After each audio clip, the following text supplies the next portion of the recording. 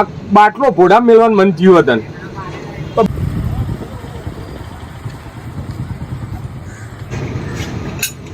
લા હડો કરશે સોડા આપો.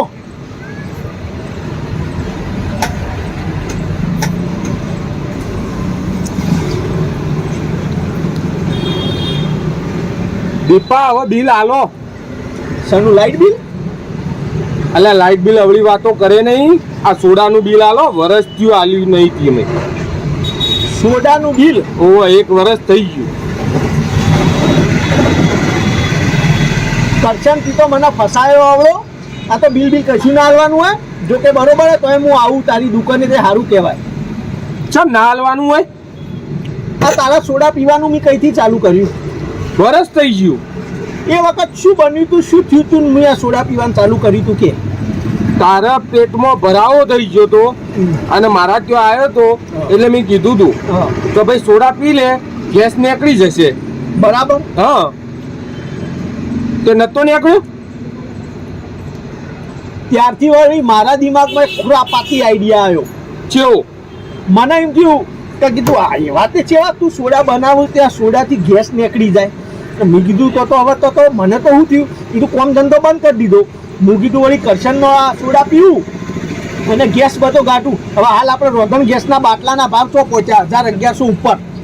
તો મને એમ થયું કીધું રોજ હે ને કીધું તારા સોડા પીવું હોય અને ગેસ કાઢી રોધનનો આ ગેસનો બાટલો ભરાવો નહીં પડે. કીધું અરે ગેસથી જ મેં બાટલામાં વાયસર લગાવીને ભરી દો અને કીધું મારા વાપરવા થઈ જાય અને કીધું હજી ગેસ વધશે તો કીધું હે ને આપણે હે ને બહાર વેચવાનો ધંધો એ ચાલુ કરી દઈએ. પણ કશું કોઈ બાટલો એ કે ભરાતો જ નહીં યાર તારા સોડાથી તો.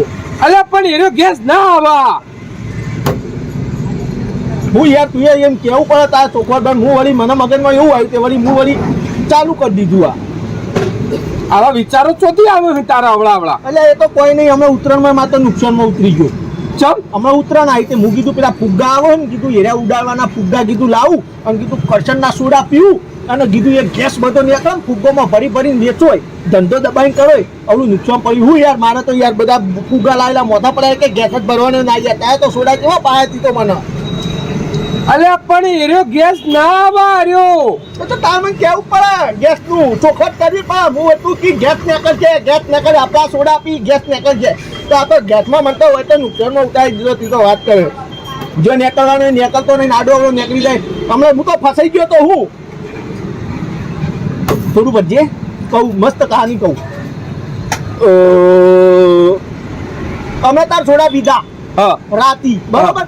ઘેર જો બિલ્ડિંગમાં લિફ્ટમાં બેઠો મારા અંગા બીજો 2 મોણો તો ગેસ નીકળ્યો પેલો 2 જણો બેભાન થઈ ગયો. આવડો ઇવન દવાખાનાનો ખર્ચો મારા હાલવો પડ્યો. શું યાર એ પૈસા આવડા તારા મને હાલવા પડે વાત કરે.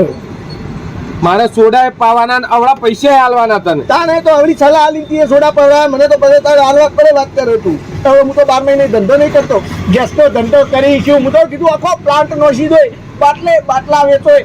સરકાર હાલ 1000-1100 ગેસના બાટલા હાલ આપણે તો 200-300 રૂપિયા વાલ દે. 20 રૂપિયાના સોડા પીવાના 200-300 રૂપિયા કીધું ગેસના બાટલા ભરી નાલવા કોઈ ગેસ જ ના નીકળ્યો. હેડ 20 રૂપિયા સોડા પીને આખો બાટલો બંધ નાખવો તારે ગેસનો. તો હું તો કીધું આપણે તો નીકળ છે સારા રાત વાયસર લગાવતા બાટલા ફીટ કરતા જવા દેવું કીધું.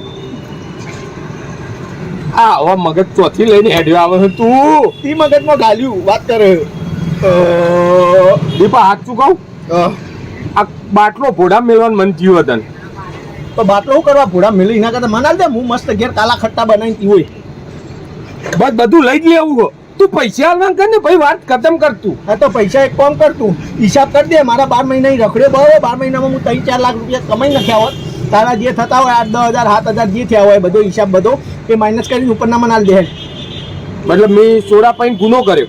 ગુનો જ કરે ને તો તાર ચોખવટ કરવી પડે. હું વળી ગેસમાં મારે તો અવળો ગેસ ભરાઈ ગયો. હું ના હેડ હિસાબ છે હાલો હાલ દે ઉપરનું.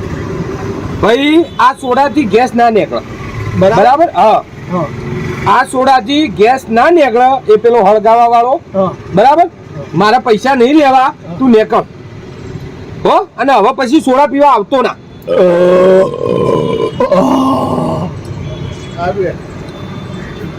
વાગી ગયો 7-8 હજાર નો બૂચ વાગી ગયો. આવા નવા ગ્રાહક ભીટકો તો મારે દુકાન બંધ કરવી પડશે.